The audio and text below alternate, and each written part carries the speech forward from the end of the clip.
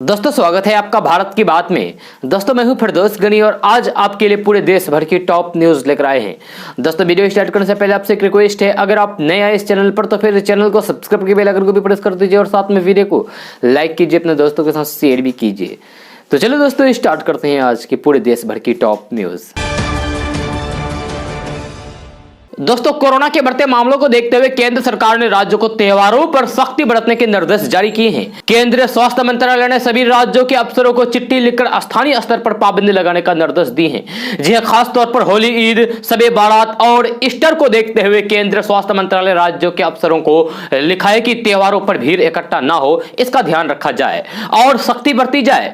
जी हां, आपको बता दूं कि कई राज्य पहले ही होली और अन्य त्योहारों को लेकर दिशा निर्देश जारी कर चुके हैं। कोरोना के उछाल को देखते हुए दिल्ली, महाराष्ट्र, उत्तर प्रदेश और बिहार में पहले ही होली और अन्य त्योहारों पर पाबंदियां लगाई गई है।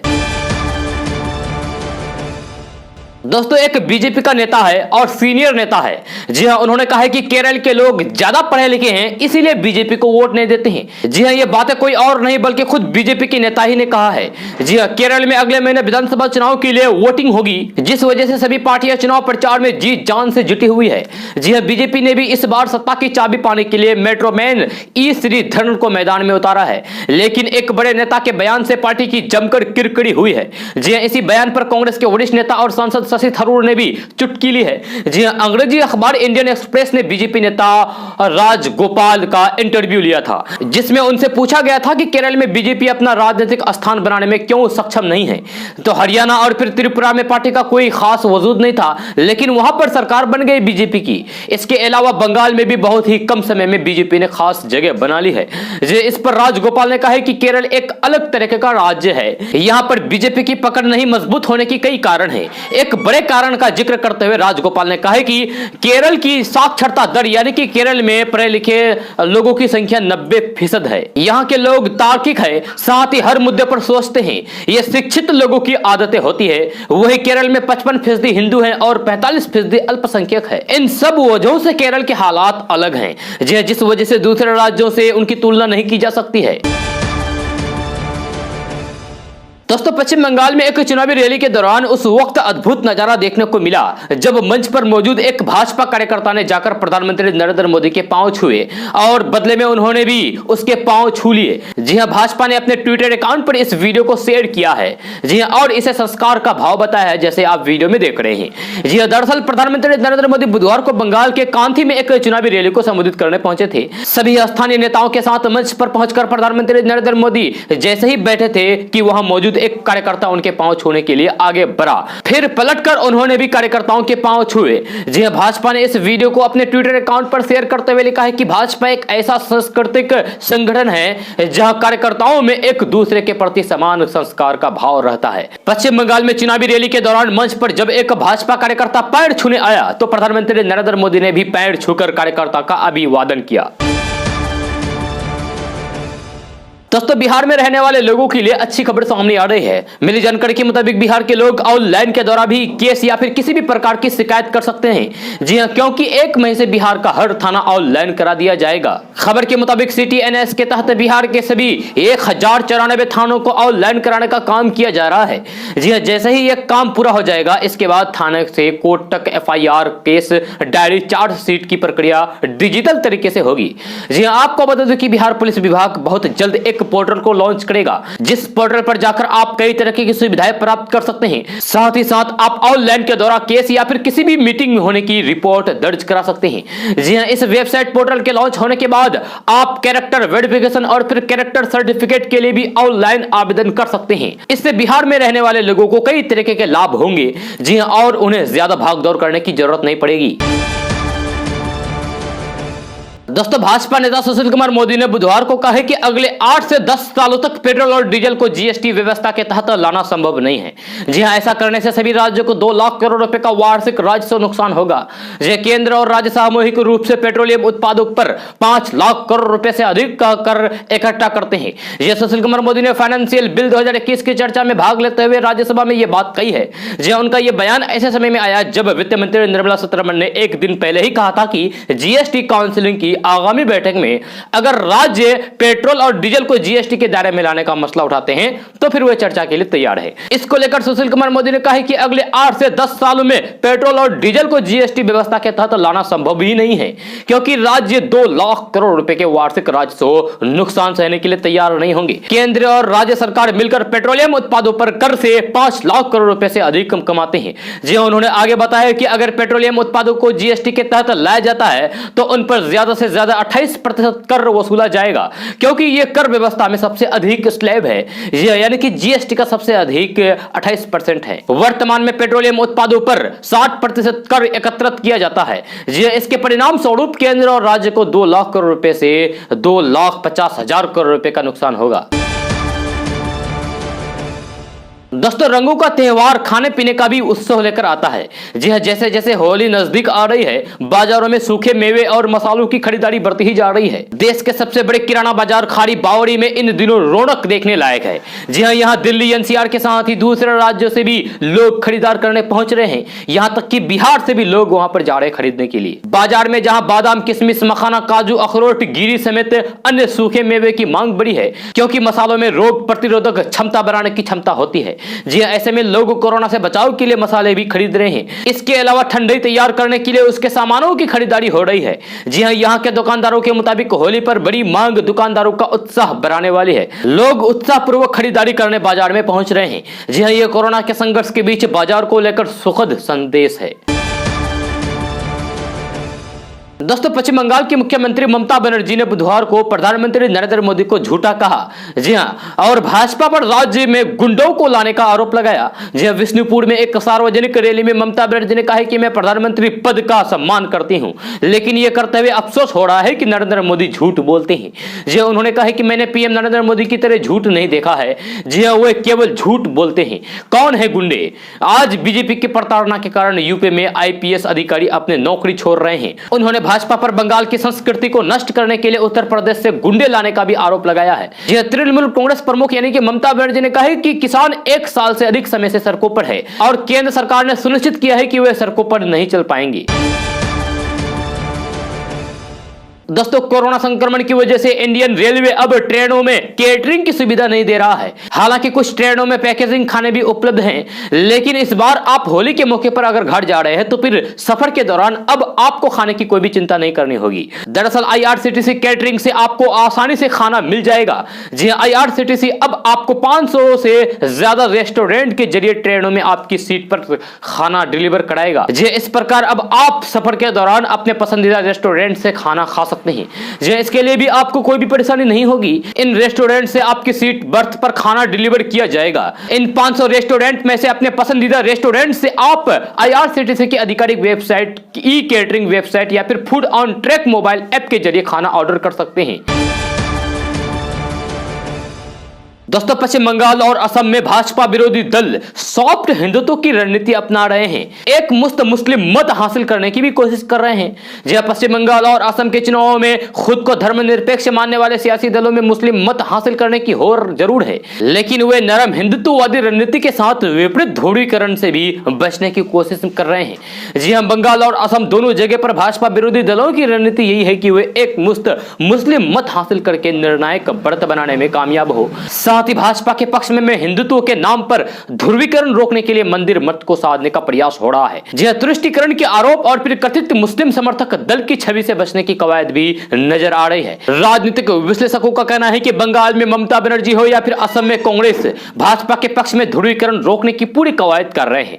ममता बनर्जी ने खुद को हिंदू बताया था, चंडी पाठ भी किया था, लेकिन सीए का विरोध भी बंगाल में मुस्लिम वर्ग को अपने पक्ष में साधने की कोशिश की है। जानकारों का कहना है कि ममता बंगाली अस्मिता और स्वाभिमान के आधार पर धर्म विशेष का ध्रुवीकरण टालने की पूरी कोशिश कर रही है, क्योंकि उन्हें पता है कि अगर ध्रुवीकरण होता है तो फिर उसका फायदा भाजपा को मिल सकता है। दूसरी तरफ कांग्रेस ने बंगाल और असम दोनों जगहों पर ऐसे दलों से गठबंधन किया है जिनको कथित तौर पर मुस्लिम वर्ग का समर्थक माना जाता है। असम में एआईयूडीएफ और बंगाल में आईएसएफ से कांग्रेस के गठजोड़ को लेकर भाजपा निशाना भी साध रही है। इस छवि को तोड़ने के लिए असम में कांग्रेस नेताओं ने मुद्दों का सहारा लिया, साथ ही खुद को आदिवासी संस्कृति से जोड़ने के लिए उनके बीच जाने से लेकर मंदिरों का भी भ्रमण किया है। दोस्तों 10वीं पास के लिए डाक विभाग में बम्पर वैकेंसी निकाली गई है। जी हां, इसके लिए आपको कोई परीक्षा भी नहीं देनी होगी। जी हां, अगर 10वीं कक्षा में आपके नंबर अच्छे आए हैं तो फिर डाक विभाग में आपके लिए बम्पर नौकरी के मौके हैं। जी हां, भारतीय डाक विभाग में 10वीं पास उम्मीदवारों के लिए भर्ती प्रक्रिया शुरू हो रही है। डाक विभाग ने ग्रामीण डाक सेवक पदों पर वैकेंसी निकाली है। अच्छी बात यह है कि इसके लिए किसी भी तरीके की परीक्षा नहीं ली जाएगी। जी हां, ऐसे में आपके पास केंद्र सरकार में सरकारी नौकरी पाने का अच्छा अवसर है। डाक विभाग ने नोटिफिकेशन जारी करके भर्ती को लेकर जानकारी दी है। जी हां, ग्रामीण डाक सेवक पद के लिए डाक विभाग ने 1137 भर्तियां निकाली है। इसके लिए सिर्फ ऑनलाइन आवेदन ही लिए जाएंगे। जी हां, ग्रामीण डाक सेवक पदों के लिए सैलरी 10,000 रुपए से 12,000 रुपए होगी। इसके अलावा केंद्र सरकार के अन्य भत्ते भी मिलेंगे। देश के किसी भी एजुकेशन बोर्ड से आपके पास 10वीं पास की मार्कशीट होनी चाहिए। जी हां, 10वीं के अंकों के आधार पर ही मेरिट लिस्ट जारी होगी। 10वीं में मैथ्स, अंग्रेजी और स्थानीय भाषा का होना जरूरी है। जी हां, खास तौर से स्थानीय भाषा का 10वीं तक होना जरूरी है। इसके अलावा अभ्यर्थियों को कंप्यूटर की बेसिक जानकारी होनी चाहिए। जी हां, इसके लिए किसी सरकारी या फिर प्राइवेट इंस्टीट्यूट से कम 60 दिन तक कंप्यूटर ट्रेनिंग का कोर्स होना जरूरी है। दोस्तों होली पर्व पर लोगों को महंगाई की मार झेलनी होगी। जी हां, पर्व पर उपयोग होने वाले खाद्य पदार्थों की कीमतों में इजाफा हुआ है। दूध और खोआ भी महंगा हो गया है। जी हां, होली के पकवानों की कीमतें भी बढ़ गई है। रंगों के पर्व होली पर घर घर पकवान बनाए जाते हैं। जी हां, इन पकवानों में देसी घी, रिफाइंड वनस्पति घी, मैदा, सूजी, बेसन एवं कई प्रकार की दालों का प्रयोग होता है। जी हां, गुजिया एवं अन्य मिष्ठान बनाने के लिए दूध और खोआ का भी प्रयोग किया जाता है। इस साल खाद्य पदार्थों की कीमतों बीते साल की तुलना में काफी बढ़ोतरी हुई है। जी हां, घी, रिफाइंड और वनस्पति की कीमतें आसमान पर हैं। दूध और खोआ भी 10 से 20% तक की महंगा हो गया है। इसके चलते गरीब वर्ग तो त्योहार को लेकर काफी उदासीन है। जी हां, पहले से ही महंगाई कम नहीं थी। रसोई गैस की कीमतें बढ़ गई, अब खाद्य पदार्थों की कीमतें भी बढ़ गई है। त्योहारों को लेकर उत्साह नहीं है, लेकिन औपचारिक तो निभानी ही होगी। दोस्तों दिल्ली की सीमाओं पर जारी किसान आंदोलन के बीच भारतीय किसान यूनियन के नेता राकेश टिकैत विभिन्न प्रदेशों में घूम घूमकर आंदोलन के लिए जन समर्थन जुटाने का काम कर रहे हैं। जी हां, राकेश टिकैत ने मंगलवार को राजस्थान के जयपुर में किसान महापंचायत की। जी हां, यहां राकेश टिकैत ने पंचायत में शामिल हुए लोगों से कहा कि केंद्रीय कृषि कानूनों के खिलाफ आंदोलन करने वाले किसानों को विभाजित नहीं होना है। उन्हें फिर से राष्ट्रीय राजधानी में जाना होगा और बैरिकेडिंग को फिर से तोड़ना होगा। जी, उन्होंने कहा कि केंद्र सरकार ने हमें जाति और धर्म के आधार पर बांटने की कोशिश की, लेकिन वे सफल नहीं हुए। जी हां, जब आपसे कहा जाएगा तब आपको दिल्ली आना होगा और फिर से बैरिकेडिंग तोड़ने होंगे। जी हां, राकेश टिकैत ने आगे कहा कि पीएम नरेंद्र मोदी ने कहा है कि किसान अपनी फसलें कहीं भी बेच सकते हैं। हम राज्य की विधानसभाओं, कलेक्टर ऑफिस और फिर संसद में फसलें बेचकर इसे साबित कर देंगे। संसद भवन से बेहतर कोई मंडी नहीं हो सकती है और हम अपना अनाज संसद भवन के आगे बेचेंगे। राकेश टिकैत ने अपने संबोधन में कहा है कि यह लड़ाई लंबे समय तक चलेगी। हमें ऐसे प्रदर्शन हर शहर में शुरू करने होंगे।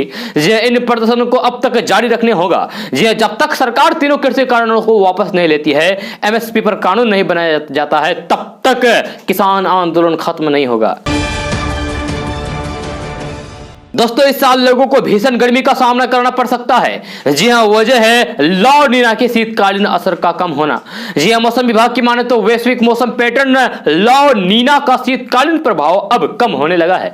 जी हां, और अप्रैल में यह बिल्कुल भी न्यूट्रल हो जाएगा, यानी कि खत्म हो जाएगा, जिसके बाद लोगों को भीषण गर्मी झेलनी पड़ सकती है। ला नीना को स्पेनिश भाषा में छोटी बच्ची कहा जाता है और ठंडे चरण के तौर पर बयान किया जाता है। जी हां, मौसम विभाग के वरिष्ठ मौसम वैज्ञानिक डीएस पाई ने बताया कि ला नीना कमजोर पड़ना शुरू हो गया है। यह जनवरी और फरवरी में अपने चरम पर था। अब आने वाले समय में इसके समाप्त होने के बाद भीषण गर्मी पड़ेगी, लेकिन फिर मानसून के समय ला नीना फिर से वापस आ सकता है। हालांकि इस साल एल नीनो का भी ज्यादा असर पड़ता हुआ दिखाई नहीं दे सकता, जिससे लोगों को गर्मी में थोड़ी राहत मिल सकती है। एल नीनो को ईएनएसओ के गर्म चरण के तौर पर माना जाता है। बताया यह भी जा रहा है कि इस साल मानसून सामान्य रहेगा, क्योंकि इस साल ना तो ला नीना और फिर ना ही एल नीनो का ज्यादा असर दिखाई देगा।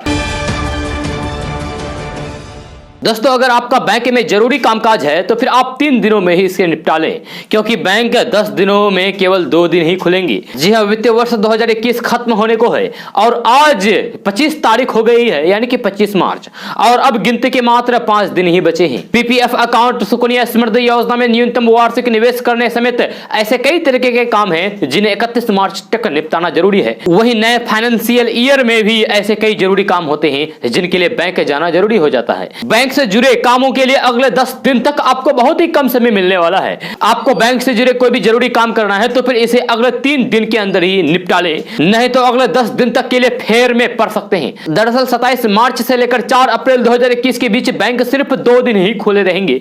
जी हाँ, इसीलिए यह सलाह दी जा रही है कि अगर आपका बैंक का कोई भी कामकाज बचा हुआ है तो फिर उसे जल्दी ही निपटा लें। जी हाँ, देश भर में महीने के दूसरे और आखिरी शनिवार को बैंक बंद रहते हैं और इसीलिए 27 मार्च को बैंक बंद रहेंगे। जी 28 को फिर रविवार है और इस दिन साप्ताहिक अवकाश रहता है। फिर सोमवार को होली है, ऐसे में होली के लिए 27 मार्च को छुट्टी रहेगी। फिर अगले 2 दिन भी 28 मार्च और फिर 29 मार्च को बैंक बंद रहेंगे, यानी कि लगातार 3 दिन बैंक बंद रहेंगे। दरअसल 27 मार्च 2021 को महीने का चौथा शनिवार है। जी 28 मार्च 2021 को रविवार पड़ता है, यानी कि 2 दिन तो पूरे देश भर में बैंक बंद रहेंगे। फिर 29 मार्च 2021 को होली को लेकर बैंकों में छुट्टी रहेगी। 3 दिन तक तो लगातार बैंक बंद रहेगा। जी वहीं फिर राजधानी पटना की बात करें तो फिर वहां बैंक लगातार 4 दिनों तक बंद रहेंगे। दोस्तों बिहार विधानसभा में विपक्षी विधायकों को लात जूतों से पीटने के बाद अब सदन में महिला विधायकों के साथ जबरदस्ती की गई है। जी हां, विधानसभा में अध्यक्ष की कुर्सी के पास खड़ी महिला विधायकों को जबरदस्ती सदन से बाहर निकाला गया है। आरजेडी विधायक अनिता देवी, किरण देवी के साथ साथ कांग्रेस विधायक के प्रतिमा कुमारी को महिला पुलिसकर्मियों ने घसीटते हुए सदन से बाहर निकाला है। जी इस दौरान पूर्व मंत्री और आरजेडी विधायक अनिता देवी की साड़ी खुलते खुलते बची। उधर दूसरी ओर नीतीश कुमार के बिहार विशेष सशस्त्र पुलिस के खिलाफ विधानसभा में हो रहे अभूतपूर्व हंगामे के बीच नेता प्रतिपक्ष तेजस्वी यादव के साथ पुलिस जवानों द्वारा हाथापाई किए जाने की खबर आ रही है। जी हां, सदन के अंदर तैनात किए गए बिहार के स्टेट रैपिड एक्शन फोर्स के जवानों ने तेजस्वी यादव के साथ हाथापाई की। जी बिहार विधानसभा में सदन के अंदर पुलिस के जवानों को तैनात करके सदन की कार्रवाई चलाने की कोशिश की जा रही। जी इसी दौरान यह वाकया हुआ। जी आपको बता दूं कि नीतीश कुमार के नए पुलिस विधेयक के खिलाफ जबरदस्त हंगामा हुआ। सदन के बाहर अध्यक्ष के चैम्बर के सामने धरना पर बैठे विपक्षी विधायकों को पुलिस ने लात जूतों से पीट कर बाहर निकाला। जी हां, वही सदन के अंदर भी भारी घमासान हुआ। सदन में रखी गई रिपोर्टर्स की मेज तोड़ डाली। जी हां, वही आरजेडी के महिला विधायक आसन के पास खड़ी हो गई, जिसके बाद पुलिस के जवानों ने उसे घसीटते हुए बाहर निकाला। दोस्तों ट्रेनों में मोबाइल चार्ज करने के नियम बदल गए हैं। अब 24 घंटे आपको चार्ज करने की सुविधा नहीं मिलेगी। जी हां, ट्रेन पर सवार होते ही सबसे पहले मोबाइल चार्जिंग पॉइंट आप ढूंढते हैं। जी हां, सिरहाने में मिल गया तो फिर क्या कहना। जी बिना देर किए तुरंत चार्जर निकालते हैं और फिर लगा देते हैं। कई बार ऐसा भी होता है कि यात्री ने चार्जर पॉइंट में मोबाइल लगा दिया है और गहरी नींद में सो गए। नींद खुली तो फिर मोबाइल गायब। पर अब ऐसा नहीं होने वाला है, क्योंकि रेलवे ने ट्रेनों में मोबाइल चार्जिंग के लिए भी टाइम टेबल निर्धारित कर दिया है। रात 11 बजे से अहले सुबह 5 बजे तक चार्जिंग पॉइंट में बिजली की आपूर्ति बंद रहेगी। इससे रात में सफर करने के दौरान मोबाइल चोरी जैसी घटनाएं नहीं होगी। ऐसे में यह बेहतर होगा कि रात के सफर के लिए आप घर पर ही अपने मोबाइल और फिर लैपटॉप को चार्ज कर लें। ऐसा भी मुमकिन है कि रात में सफर के दौरान ट्रेन के चार्जिंग पॉइंट में मोबाइल चार्जर में लगाकर यात्री सो जाएं। गहरी नींद में चले जाने की वजह से चार्जिंग प्लग निकालने की याद ना रहे। ऐसे में मोबाइल के ओवर चार्जिंग होने से ब्लास्ट होने की जैसी घटना सामने आती रहती है। रेलवे की नई व्यवस्था ऐसी घटना की रोकथाम में भी कारगर होगी। दोस्तों पेट्रोल डीजल की नई कीमतें आज जारी हो गई है। जी हां, सरकारी तेल कंपनियों ने कल बुधवार को बड़े दिनों बाद आम आदमी को राहत देते हुए पेट्रोल डीजल दोनों के दाम में कटौती की है। तेल कंपनियों ने 24 दिन पेट्रोल डीजल की कीमत स्थिर रखने के बाद इसके दाम कम कर दिए हैं। जी हां, आज पेट्रोल की कीमत में 18 पैसे और डीजल की कीमत में 17 पैसे की कमी की गई है। इस कटौती के बाद राष्ट्रीय राजधानी दिल्ली में 1 लीटर पेट्रोल का भाव 90 रुपए 99 पैसे प्रति लीटर पर पहुंच गया है। वही डीजल 81 रुपए 30 पैसे प्रति लीटर हो गया है। जी हां, दरअसल अंतरराष्ट्रीय बाजार में कच्चे तेल की कीमतों में कमी का असर घरेलू बाजार में दिखने लगा है। दोस्तों आज का न्यूज़ बस ये तक। कैसा लगा जरूर अपना सुझाव दीजिएगा नीचे कमेंट बॉक्स में कमेंट करके। अगर आप नए आए इस चैनल पर तो फिर चैनल को सब्सक्राइब करके बेल आइकन को भी प्रेस कर दीजिए और साथ में वीडियो को लाइक कीजिए, अपने दोस्तों के साथ शेयर भी कीजिए। तो चलिए दोस्तों फिर मिलते हैं अगले वीडियो में। जय हिंद।